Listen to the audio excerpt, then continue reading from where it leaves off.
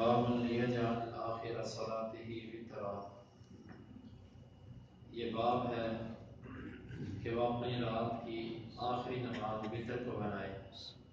حدثنا مسدد، امام بخاری فرماتے ہیں کہ ہمیں مسدد نے بیان کیا، قال حدثنا یحیی بن سعید، وہ کہتے ہیں ہمیں یحیی بن سعید نے بیان کیا، عن عبید اللہ، وہ عبید اللہ سے، قال حدثنی نافع، وہ کہتے ہیں مجھے نافع نے بیان کیا، عن عبداللہ بن عمر، عبداللہ بن عمر رضی اللہ عنہ سے، عن النبی صلی اللہ علیہ وسلم، وہ نبی صلی اللہ علیہ وسلم سے قال، آپ نے فرمایا، اجعلوا آخر صلاتکم باللیل وترا، تم رات کی آخری نماز وتر کو بناؤ۔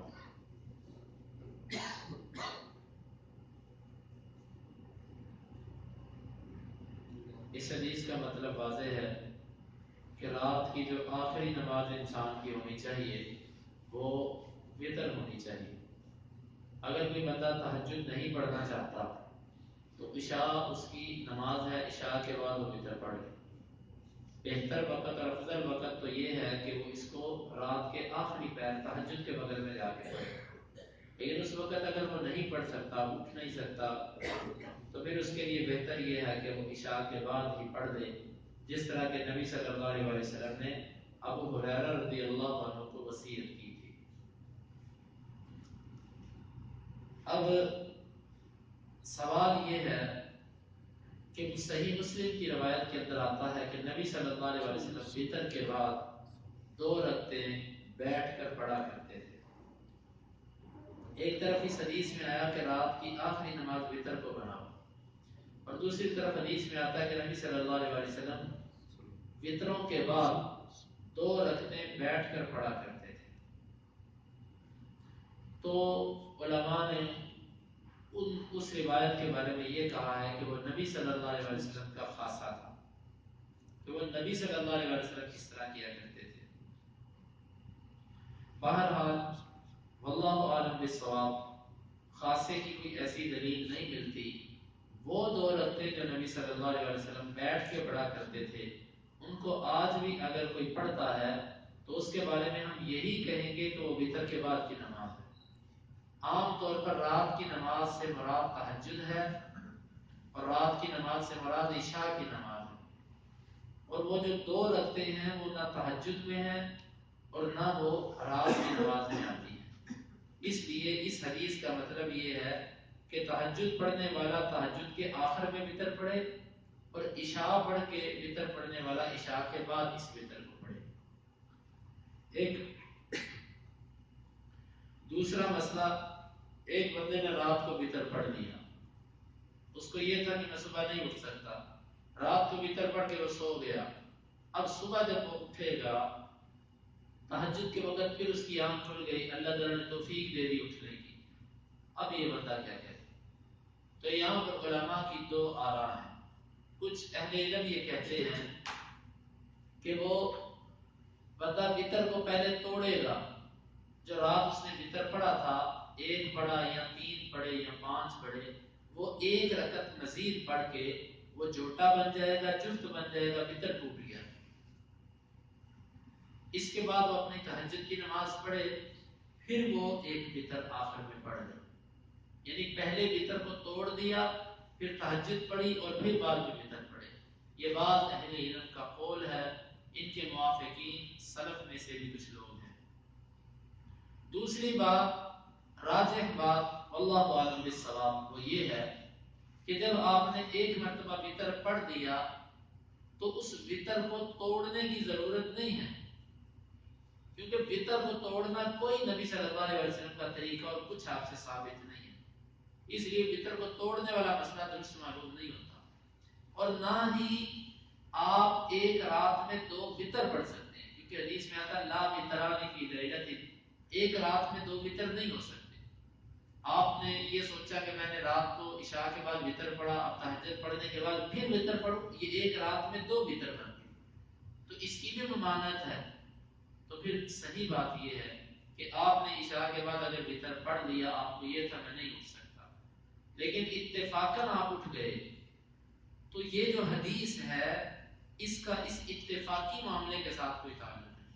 یہ حدیث معمول کو بیان کر رہی ہے کہ آپ کا معمول اور آپ کا عمل یہ ہونا چاہیے کہ رات کی آخری نماز وتر ہو۔ باقی اگر کسی معاملے کی وجہ سے، یعنی کہ رات آپ ڈرتے تھے کہ نہیں اٹھا جائے گا اور اتفاقاً آپ اٹھ بھی گئے تہجد کے لیے، تو وتر توڑنے کی ضرورت نہیں ہے، وہ پڑھا جا سکتا ہے۔ جس طرح کہ نبی صلی اللہ علیہ وسلم وتر کے بعد 2 رکعتیں بیٹھ کے پڑھ دیا کرتے تھے، اسی طرح کسی بندے نے اگر وتر پڑھ لیا تو وہ تہجد بعد میں پڑھ سکتا ہے، لیکن اس کو معمول اور قصدن وہ ایسا نہیں کر سکتا۔ کسی بندے کو پتہ بھی ہو کہ میں صبح اٹھ جاؤں گا اور پھر جان بوجھ کے وہ رات کو وتر پڑھ دے، یہ درست نہیں ہے۔ لیکن اگر اتفاقاً ایسے ہو جائے تو پھر یہ عمل کرنا درست ہے۔ یہ اس حدیث کا مطلب اور اس سے نکلنے والا مفہوم ہے۔ باب الوتر علی الدابہ، یہ باب ہے سواری پر وتر پڑھنے کے بارے میں۔ امام بخاری رحمہ اللہ فرماتے ہیں کہ ہمیں بیان کیا اسماعیل نے، وہ کہتے ہیں مجھے بیان کیا مالک نے ابو بکر بن عمر بن عبد الرحمن بن عبداللہ بن عمر بن خطاب سے، وہ سعید بن یسار سے، وہ کہتے ہیں کہ کنت اسیر مع عبداللہ بن عمر، وہ کہتے ہیں کہ میں عبداللہ بن عمر رضی اللہ عنہ کے ساتھ چل رہا تھا، سفر میں تھا، بطریق مکہ تھا، مکہ کے راستے میں۔ فقال سعید کہتے ہیں فلما خشیت الصبح، جب سفر کے دوران چلتے چلتے مجھے صبح کا ڈر پیدا ہوا، نزلت فاوترت، میں اپنی سواری سے اترا، بس میں نے وتر کیا، ثم لاحقتہ، پھر میں عبداللہ بن عمر کو جا ملا۔ فقال عبداللہ بن عمر رضی اللہ عنہ نے کہا این کنت، تو کہاں تھا؟ فقلت خشیت الصبح فنزلت فاوترت، میں نے کہا مجھے صبح کا ڈر پیدا ہو گیا تھا، بس میں سواری سے اترا اور میں نے وتر پڑھا۔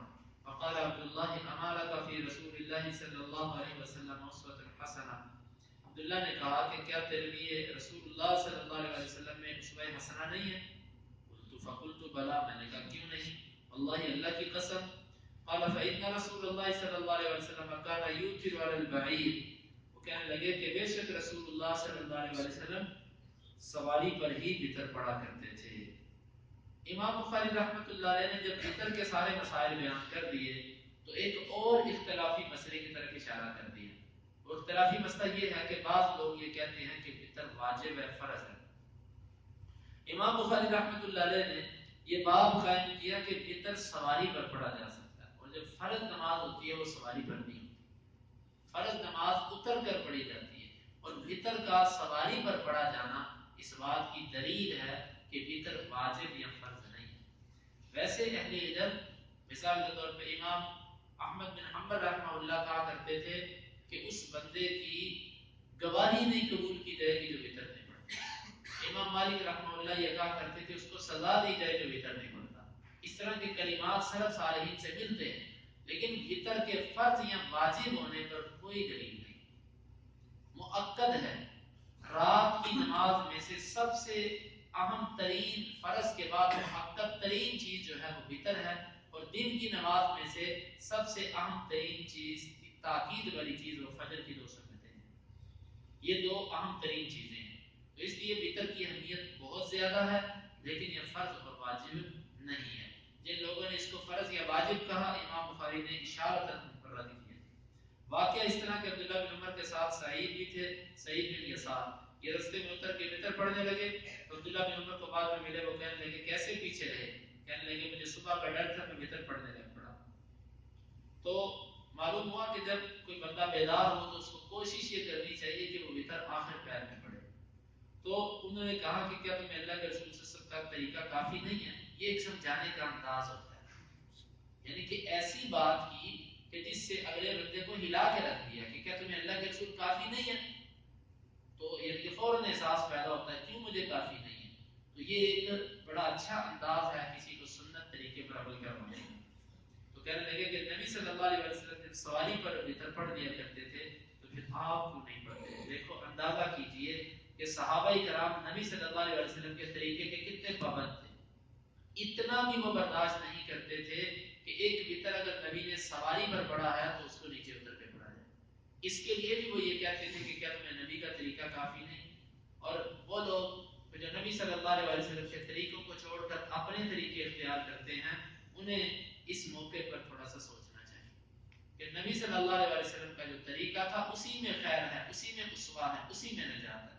اس کو چھوڑ کے ہم کسی اور طریقے کی طرف جائیں گے تو اس میں ہمارے لیے کبھی بھی خیر نہیں ہو سکتی. باب الوتر فی السفر، یہ باب ہے سفر میں وتر پڑھنے کے بارے میں. امام بخاری رحمۃ اللہ علیہ کی فقاہت کے بارے میں مشہور ہے کہ فقہ البخاری فی ابوابہ، کہ بخاری کی فقہ اس کے ابواب سے معلوم ہوتی ہے. جو باب اس نے حدیثوں پر قائم کیے ہیں، جو اس نے ترتیب قائم کی ہے، یہاں سے پتہ چلتا ہے کہ امام بخاری کتنے بڑے فقیہ تھے. اب دیکھو، جب یہ بات امام بخاری نے ثابت کر دی کہ وتر فرض نہیں ہے، تو یہاں پر ایک شبہ پیدا ہو سکتا تھا جب یہ فرض نہیں تو پھر سفر میں اس کو پڑھنا بھی نہیں، کیونکہ سفر میں تو صرف فرض نماز پڑھی جاتی ہے، نوافل تو سنتیں تو نہیں پڑھی جاتی. صرف فرض نماز پڑھی جاتی ہے، وہ بھی قصر پڑھی جاتی ہے، پوری نہیں پڑھی جاتی.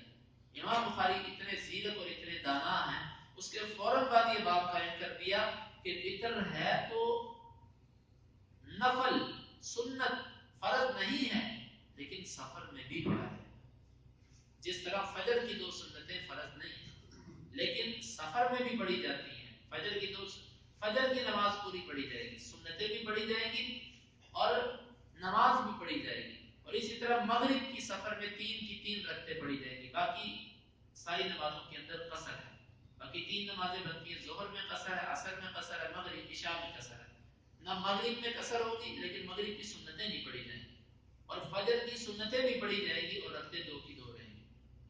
اور اس طرح رات کی نمازوں میں سے وتر ہے جو فرض نہیں لیکن اس کے باوجود پڑھی جاتی ہے. جس طرح دن کی نمازوں میں فجر کی 2 سنتیں ہیں جو فرض نہیں لیکن اس کے باوجود پڑھی جاتی ہیں. امام بخاری کہتے ہیں کہ ہمیں بیان کیا موسیٰ بن اسماعیل نے، وہ کہتے ہیں ہمیں بیان کیا جویریہ بن اسما نے، و نافع سے، و ابن عمر رضی اللہ عنہ سے. وہ کہتے ہیں کہ کان النبی صلی اللہ علیہ وسلم یصلی فی السفر علی راحلتہ، نبی صلی اللہ علیہ وسلم سفر میں نماز پڑھا کرتے تھے اپنی سواری پر، حیث توجہت بھی، جہاں پر وہ آپ کو لے مڑتی. یومی ایمان، آپ سواری پر بیٹھ کر اشاروں سے نماز پڑھا کرتے تھے. صلاۃ اللیل، رات کی نماز، الا الفرائض، مگر فرض نہیں پڑھا کرتے تھے سواری پر. ویوتر علی راحلتہ، اور آپ وتر اپنی سواری پر پڑھ لیا کرتے تھے. اس حدیث میں بہت ساری باتیں معلوم ہوتی ہیں. پہلا تو امام بخاری کا استدلال یہ ہے کہ نبی صلی اللہ علیہ وسلم سفر میں بھی وتر پڑھا کرتے تھے اور اپنی سواری پر پڑھا کرتے تھے. یہ امام بخاری کا استدلال ہے. اب اس حدیث سے چند باتیں معلوم ہوئی. پہلی بات یہ ہے کہ سفر کے دوران قبلے کی طرف اگر تو منہ ہو جائے تو ٹھیک، اگر نہ ہو سکے تو بھی ٹھیک. نبی صلی اللہ علیہ وسلم کا ویسے طریقہ یہ ہوتا تھا کہ اگر اپنی سواری پر ہوتے تو نماز شروع کرتے وقت سواری کو قبلے کی طرف کرتے، جب اللہ اکبر کہہ کے نماز شروع کر دیتے، پھر اس کے بعد سواری جدھر تو اس نے مڑنا ہوتا وہ مڑتی رہتی، آپ اس کی پرواہ نہیں کیا کرتے تھے، آپ اپنی نماز پڑھتے رہتے تھے. دوسرا طریقہ یہ ہے کہ آپ کی سواری تو اپنی ہے لیکن آپ قبلے کی طرف منہ نہیں کر سکتے، یا سواری اپنی نہیں ایک اجتماعی سواری ہے، اس میں بھی آپ قبلے کی طرف منہ نہیں کر سکتے، تو اس میں پھر قبلے کی طرف منہ کرنا شرط اور ضروری نہیں ہے. فرض نماز کے اندر قبلے کی طرف منہ کرنا لازم ہے اگر قدرت موجود ہو، اگر طاقت موجود ہو. اگر طاقت نہیں پھر فرض میں بھی واجب نہیں. رہے نفل نماز تو اس میں جب انسان سفر پر ہو، سواری پر ہو، اگر تو آسانی سے منہ قبلے کی طرف ہو سکتا ہو تو کر لینا چاہیے. لیکن اگر نوافل کے اندر منہ قبلے کی طرف نہ ہو سکتا ہو تو پھر انسان کو نفل ادا کرنے چاہیے بغیر قبلے کی طرف منہ کیے. کیوں؟ اینما تولوا فتم وجه اللہ، جس طرف بھی تم منہ کر لو گے وہاں اللہ رب العزت کا چہرہ ہے، وہاں اللہ رب العزت کی طرف ہی آپ کا چہرہ ہو جائے گا. مشرق و مغرب سب اللہ رب العزت کے ہیں. تو اس لیے پہلا مسئلہ یہ معلوم ہوا کہ سفر کے دوران اگر قبلے کی طرف منہ نہ ہو سکے تو نوافل پڑھ لینے چاہیے. اور دوسرا یہ ہمارے لیے اسوہ بھی ہے کہ نبی صلی اللہ علیہ وسلم سفر کے دوران نوافل پڑھا کرتے تھے. ہم سفر کے دوران بے وضو سفر کرتے ہیں اور سارے راستے میں سوچتے رہتے ہیں، یا موبائل سے کھیلتے رہتے ہیں، یا کسی کو فون پہ باتیں کرتے رہتے ہیں، یا ادھر ادھر راستے میں آنے والی چیزوں کو دیکھتے رہتے ہیں. اور یہ کتنی بڑی سنت ہے جس سے ہم محروم ہیں. ہمیں چاہیے کہ سنت کو زندہ کریں. جب بھی سفر کریں باوضو ہو کے سفر کریں اور گاڑی میں بیٹھ کر نوافل پڑھیں، اللہ سے دعا کریں. سفر کے اندر دعا قبول ہوتی ہے، اللہ کا ذکر کریں، نہ کہ ہم دیگر فضول کاموں کے اندر اپنے اور دوسری بات یہ معلوم ہوئی کہ نبی صلی اللہ علیہ وسلم اشاروں سے نماز پڑھا کرتے تھے، کیونکہ سواری پر رکوع اور سجدہ نہیں ہو سکتا۔ عام طور پر جو دیکھنے میں آیا کہ کئی لوگ ٹرین کے اندر ہی ایسے مسلے بچھا کر کھڑے ہو جاتے ہیں اور سارا رستہ بند کر کے لوگوں کو تکلیف دیتے ہیں۔ کسی نے بیت الخلاء میں جانا ہے، کسی نے آگے جانا ہے، 100 لوگوں کو پریشانیاں ہوتی ہیں، وہ رستے میں اتنی جگہ ہوتی ہے، نہ وہ صف بنتی ہے، نہ وہ کوئی طریقہ ہوتا ہے، پورے ڈبے کو بند کر کے اس میں کھڑے ہو کے لوگ سمجھتے ہیں کہ ہم ایک عبادت کر رہے ہیں۔ یہ طریقہ درست نہیں ہے۔ حالانکہ فرض نماز تو نبی صلی اللہ علیہ وسلم نے سواری پر پڑھی نہیں، اور پھر اس کا طریقہ یہ ہے کہ دو نمازوں کو جمع کیا جائے، ظہر اثر کو جمع کیا جائے، مغرب اور عشاء کو جمع کیا جائے، فجر کسی کے ساتھ جمع نہیں ہو سکتی۔ نبی صلی اللہ علیہ وسلم سفر کے اندر دو نمازیں جمع کیا کرتے تھے۔ یہ اصل طریقہ ہے۔ لوگ اس طریقے کو نہیں اختیار کرتے، دو نمازیں جمع کرنے کو وہ مذاق سمجھتے ہیں، حالانکہ بخاری مسلم کی تمام احادیث میں یہ ذکر ہے۔ وہ اس کو مذاق سمجھتے ہیں اور پھر خود مذاق بنتے ہیں کہ بعض دفعہ اسٹیشنوں پہ اتر کے 2 منٹ کے لیے ٹرین رکتی ہے، وہ نماز پڑھتے ہیں، اور ایسی ویڈیو بھی آپ نے وہ نیٹ پر دیکھی ہوگی کہ 2 منٹ کے لیے ٹرین رکی، 1 منٹ میں وضو کر کے کھڑے ہوئے، اب 1 منٹ کی نماز ہے، اب ریس لگی ہوئی ہے کہ ٹرین پہلے چلے گی کہ نماز پہلے ختم ہو۔ اور بعض دفعہ ایسے بھی ہوتا ہے کہ ٹرین چل پڑتی ہے اور ابھی 1 رکعت باقی ہے، پھر نماز توڑ کے بھاگتے ہیں۔ تو یہ نماز کے ساتھ ایک مذاق ہے۔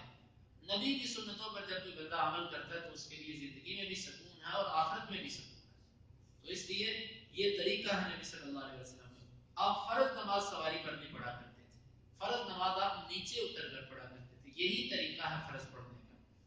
وَيُوتِرُ عَلَى رَاحِلَتِهِ، اور اگلا سبق یہ ہے کہ آپ وتر اپنی سواری پر پڑھ لیا کرتے تھے، کیونکہ یہ فرض نہیں ہوا کرتے تھے۔